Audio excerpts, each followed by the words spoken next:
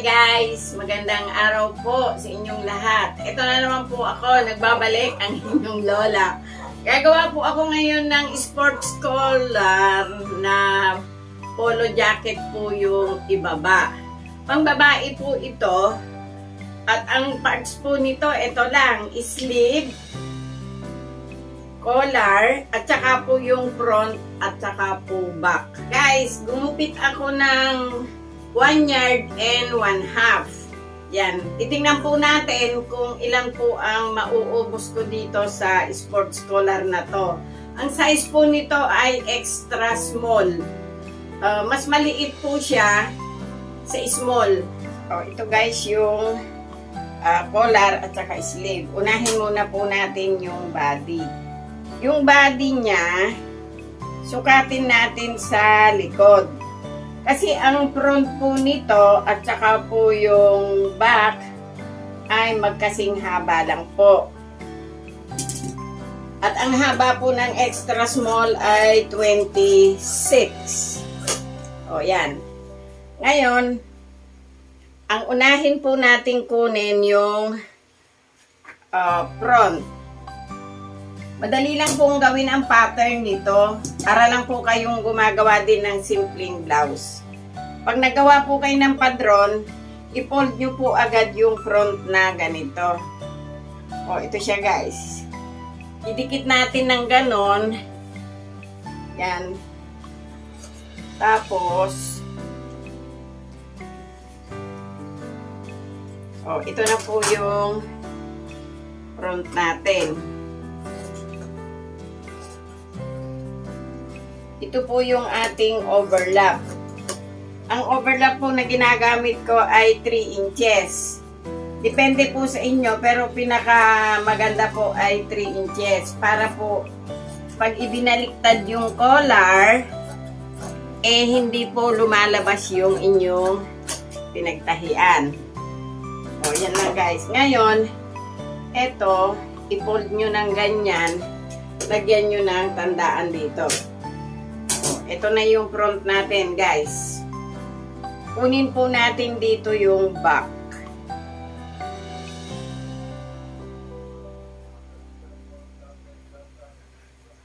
Ito guys. Kung ano kasi yung haba ng front, yun din po yung haba ng back natin.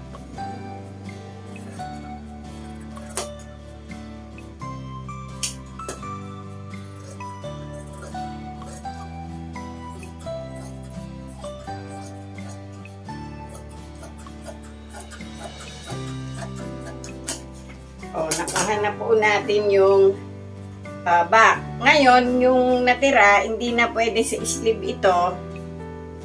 Kunin natin yung collar.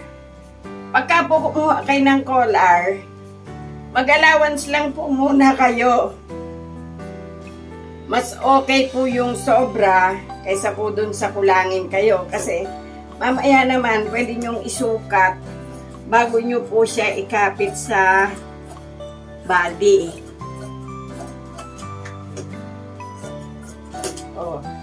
Ito siya guys. Nakuha na natin yung collar. Sleeve na lang po ang kulang natin. Gupitin nyo na po siya dito.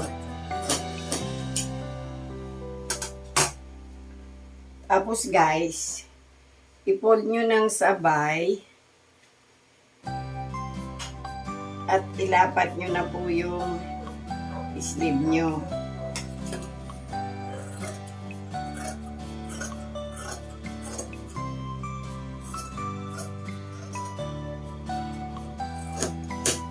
Yan. Tapos na po natin tabasin.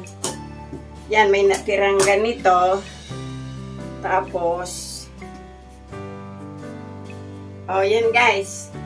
32 inches na tela lang ang nagamit natin. Kasi itong tinabas ko ay 1.5.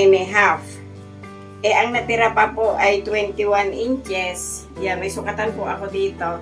Tsaka po ito. Kaya kung ang tela nyo po ay 50 pesos per yard, 50 pesos lang po ito. Oh guys, ito na yung front natin. Yung front, tahian po natin dito ng 1/16 sa overlap.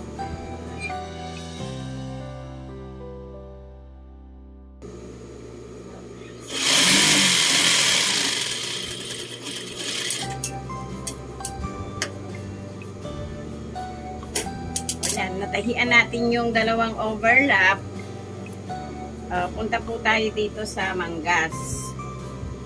Pagka po sports collar, yung pambabae po kasi nakalabas yung tupi sa sleeve. Pero pagka po ganito na sports collar, hindi po nakalabas. Ang tupi po ng laylayan nito ay para pong tupi ng sa polo.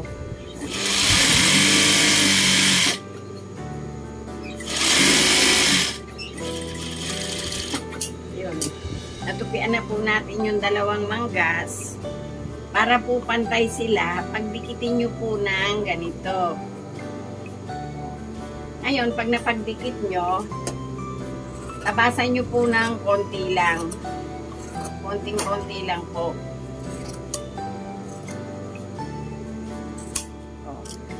Yan guys.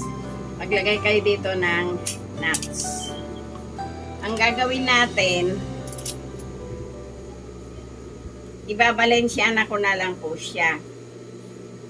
Eto, nakadapa muna itong tinahi natin. Ayun o. Idapa nyo dito sa shoulder.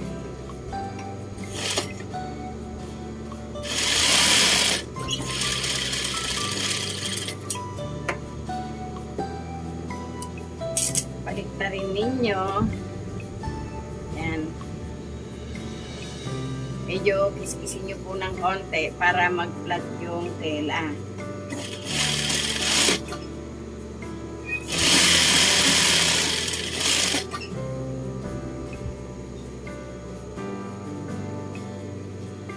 Ganun din po dito sa kabila.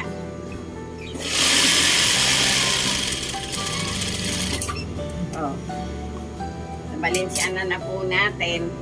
Ngayon, dito guys, sa collar, kunin nyo to, yung ito, yung sa overlap. Pagdikitin nyo, yung parehong front, parehong shoulder, sukatin nyo po dito. Yan, ang sukat ay 7.5. Tanggalin nyo po yung half. Dito po kayo magtanda sa 7. Ngayon, kunin natin itong collar. Itong collar guys, i-fold nyo ng ganito. Tapos, sumukat po kayo ng 7. Ito siya guys. 7 and 1/4. Kasi po, yung 1/4, tatahian pa natin dito sa dulo.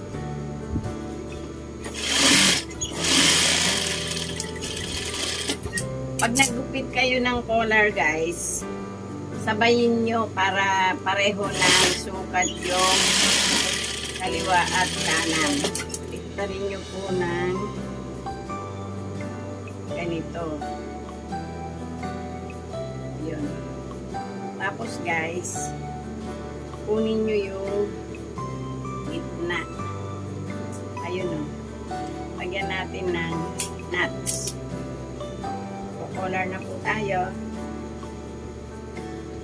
Ganito lang po yung pagko-collar. Ito po yung tinandaan natin na 1/2 inch. Ngayon, yung 1/2 inch na yon, doon nyo po ilagay ito. Itong dulo ng collar nyo. Tapos ito, ibalik nyo po siya dito. Yan, nakabalik na po kayo. Ngayon, pag nakabalik kayo, check nyo po hanggang dun sa dulo kung hindi siya pilipit. Ayan guys. Tahiin na natin dito. Pagdating po dito, titingnan nyo yung collar nyo kung nakatapat kayo doon. Ayun guys, ito isa, dalawa, tatlo, pang-apat yun. Gupitin nyo po ito ng sabay. Magtira kayo dito ng 1 inch, gupitin nyo ng sabay. O. Yung ginupit nyo ay 1/4. Ang ititira nyo po, yung ilalim at yung ilalim nitong collar. O, yun siya guys ha. Ito yung nuts natin.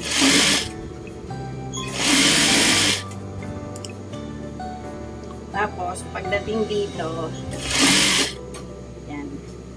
Andito na kayo ngayon sa kabilang dulo. Dito po ulit kayo tumapat sa ginupitan na yon. Tapos, ibalik nyo din po ulit ito. Ayun guys, oh. Dinadahan-dahan ko lang sa inyo para makita nyo. Ngayon, bago nyo gupitan doon, titingnan nyo muna ulit kung hindi po siya pilipit. At yung pong ilalim na yon ay dadalawin nyo bago nyo patakbuhin yung makina. O 1 inch ulit doon. Gumupit kayo doon ng 1/4. Yun. Tanggalin nyo itong collar na ibabaw at yung kabiyak nung nasa ilalim. O, yun guys ah. Titingnan nyo kung pilipit. O, hindi naman.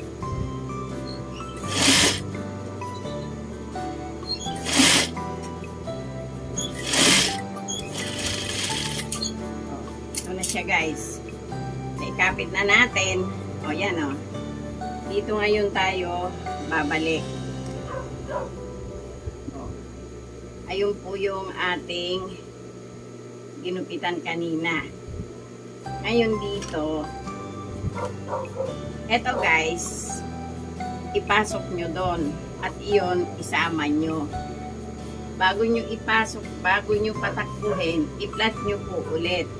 Ngayon, okay naman, etong ibabaw na to, ipasok nyo na siya doon. Daganan nyo ito guys. Yun.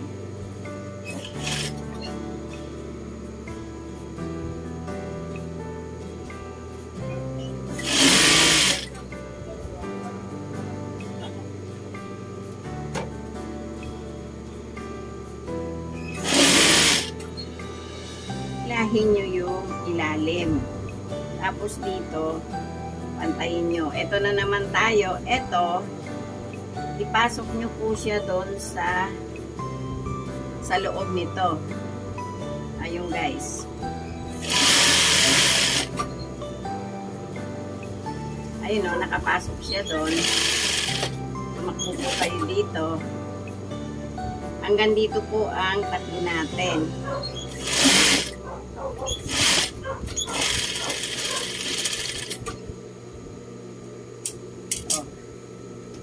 Ito siya guys, oh. At yun yung likod natin. Ngayon dito, eto guys, i-flat nyo dito.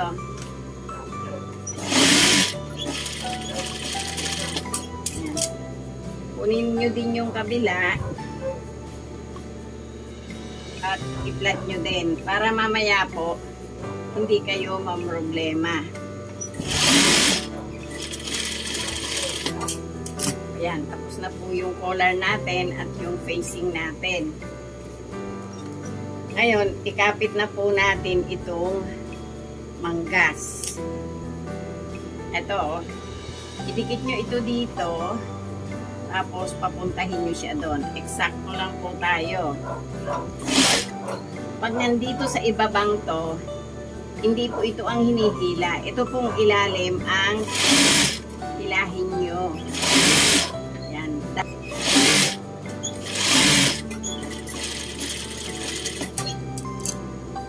Oh. Ito siya guys. Oh. Tingnan nyo. Wala po siyang kulubot. Dito tayo sa Kabilang manggas. Ilahin ang ilalim. I-relax.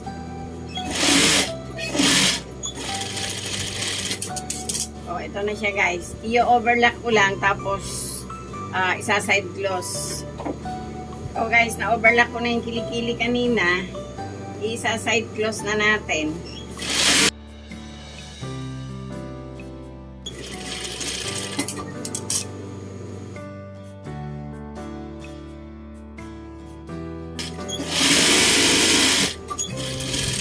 Oh, side close po natin ulit. Oh guys, ito na yung sports collar natin.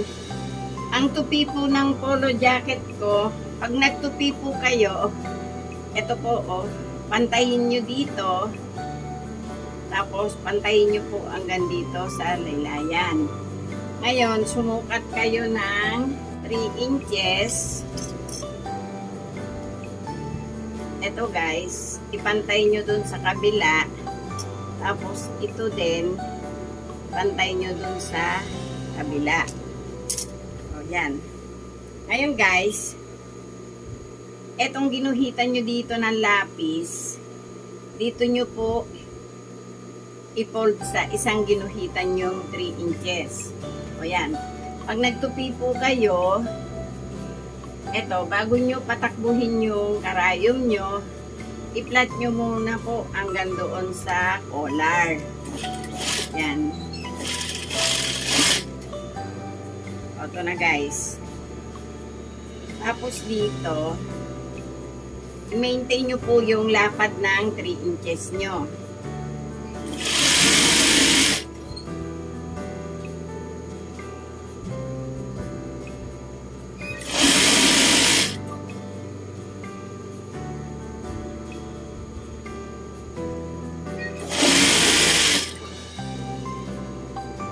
Guys, andito na tayo. Ito yung nilapisan natin. Yan.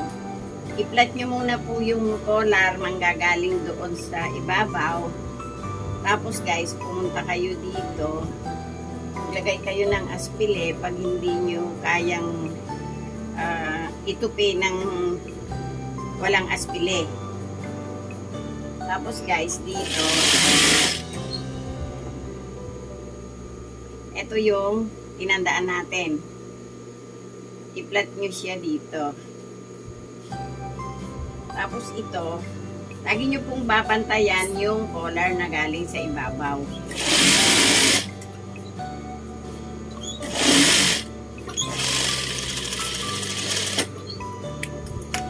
O, yan guys.